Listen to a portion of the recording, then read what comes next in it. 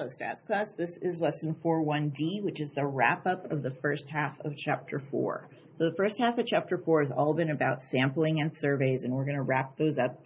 These notes would also make a good weekly summary, by the way. And while I'm at it, I'm going to add a few more types of bias that I forgot to talk about the other day. But I want to summarize what we've done so far this chapter by saying if you use data from the whole population,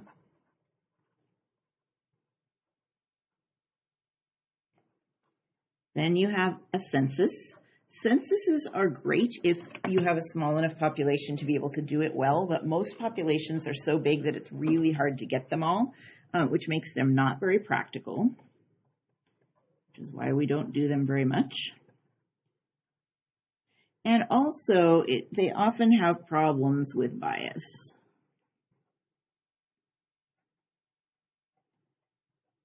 There's two types of bias that often happen with censuses, and I'll mention them as I go down the list of biases. So censuses are not as accurate as you might think. They're only accurate if you can get everybody, which sometimes you can't. And the solution to both of these problems is to do a sample, which, as you might remember, is a small group taken from the population that we hope would represent the population.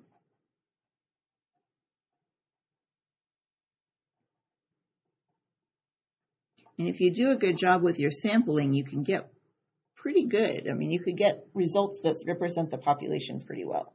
And that's what we're learning how to do. So I'm going to make a big t-table. It's going to take up most of your page. And I'm going to talk about the wrong ways to do this and the right ways to do this. So we're going to summarize the chapter.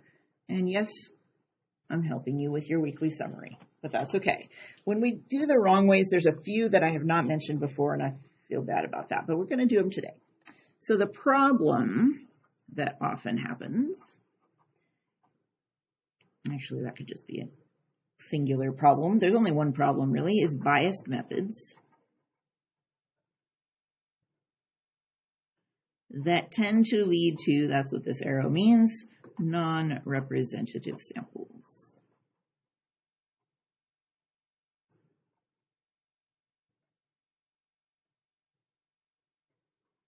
So the problem is bias. The solution is to choose your samples not with your brain, but with random sampling methods. And so I'm going to write this in capitals because it's so important. Randomize. And I'm going to tell you a story from other years.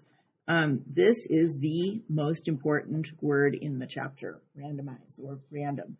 And there was one year in particular that a whole bunch of people on the quiz described so beautifully how to do their sample, and I don't remember if it was a stratified or a cluster or what it was. They described it so beautifully, but they said choose, and they didn't say randomly choose, and they all got it wrong. And so the next day I came into class and I wrote in the biggest letters I could manage all across my whiteboard, randomize. And I said, people, this is the most important thing you were supposed to learn. And then you left out that word. So I'm telling you this year, don't leave out that word. It's really important. So before I get back to the correct ways, let's talk about two types of errors. There were sampling errors,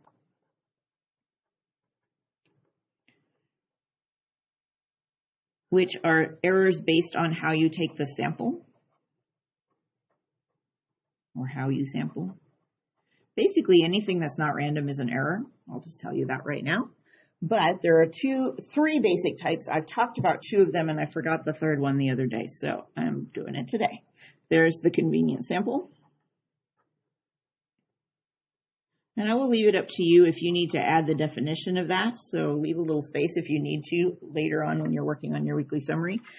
I'll tell you it's using whoever's convenient, so that's almost too obvious. So that's just being convenient to the researcher. There's voluntary response, which is convenient to the people being studied, where you ask for volunteers to answer your survey. Hey, come answer my survey. And the ones who think strongly are going to answer, and the ones who don't are not going to answer, and they might be different somehow. We talked about those before. The one that I forgot to talk about is called undercoverage. So I'll take a little bit of time today talking about that. And it has to do with the population that you want to study versus a thing called the sampling frame that I forgot to talk about. But that's all right, we're talking about it today. So the sampling frame is the subjects that could be chosen to be in your sample. And that might not be the whole population.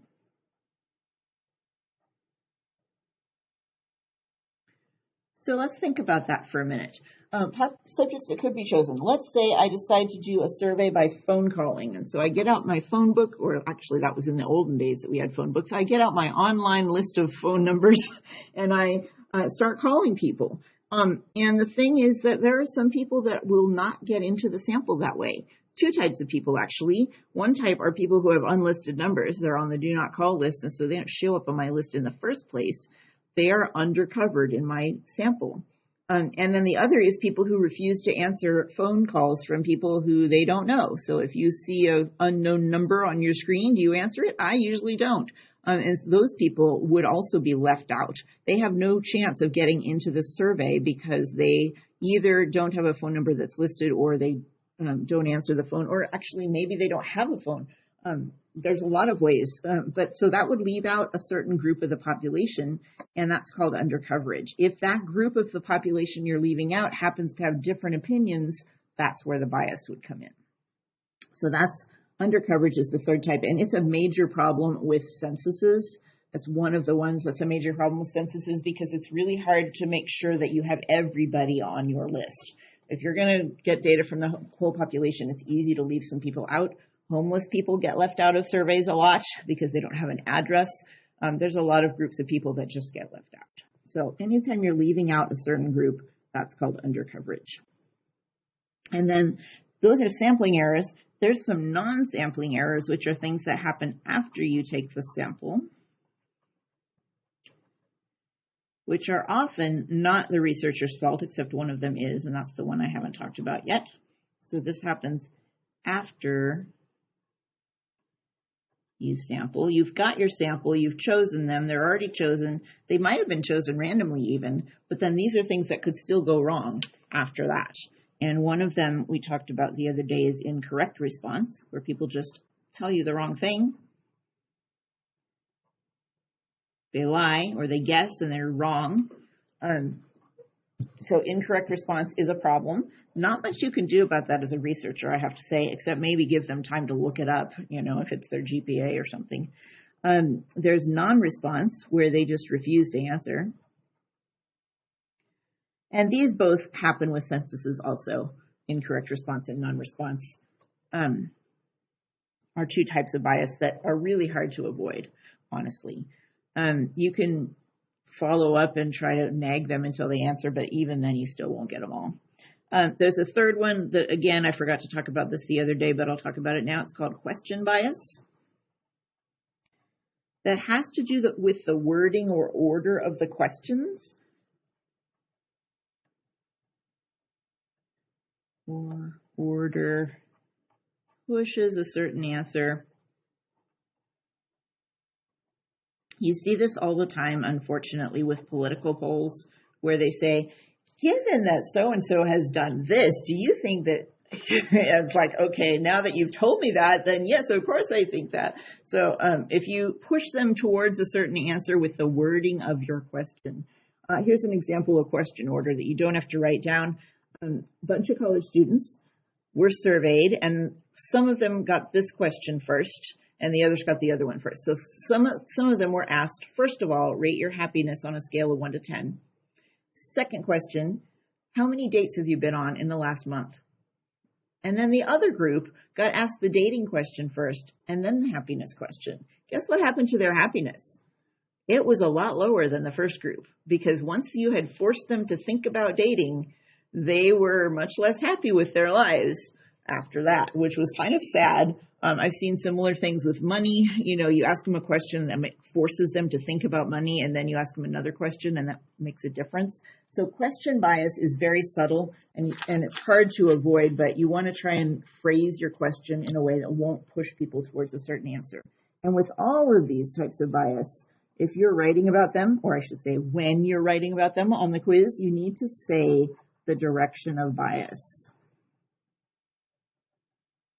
If you think that the question would push a certain answer, which answer do you think they're more likely to say? You might think they're more likely to say yes because of this question, or they might say they're more likely to say no. Or you might say that the volunteers, people who volunteer to respond to this, are more likely to say no because they feel strongly. Or the people who are left out of or the people who are covered versus not covered are more likely to, you need to say what they're more likely to do. So that's the one little hint I have for that type of question on the quiz. So I think that's all about bias. There are 6 types, and we didn't cover these 2 until today. So that's new today. The solutions, we have talked about all of them, I'm sure of it. There are 3 major types and then 2 less common types. So let's list them. We have SRS, which is also called simple random sample. You have a list, you number your list, you use random numbers from a computer or a table, or you draw from a hat. And it's the simplest type to explain, but the hardest type to do, which is why it works best with small populations. The second one we talked about in 4.1c was cluster samples. Cluster random samples, all of them are random. That's what makes them right. And that would be well-mixed groups, like the pre-made salads. I could show you that picture again if you need it. And then you randomly choose some groups, 1 or more groups, to be your sample.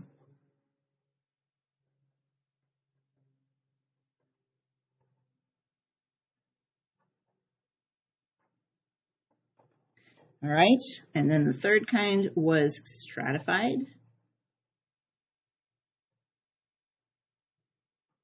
Random sample.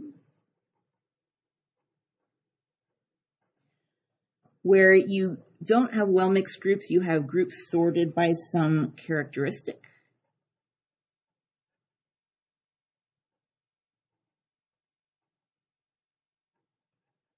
That's relevant to your situation. Sorting by gender is common if you're dealing with people, or by race, depending. They're similar within the group because of that, and then you randomly choose some from each.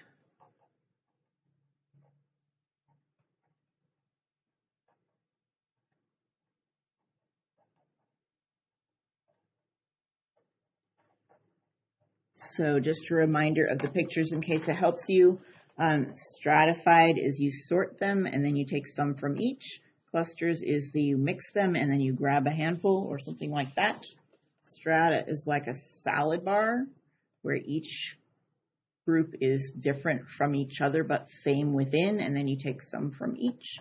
And clusters is you grab the whole bowl that's already mixed. Pre-made salads. And then the less common ones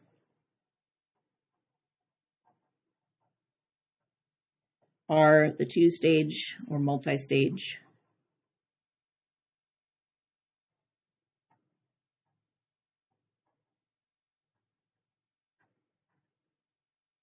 Or multi. And that would be random groups and then random within each group. So you randomize twice basically, which is why it's called 2 stages.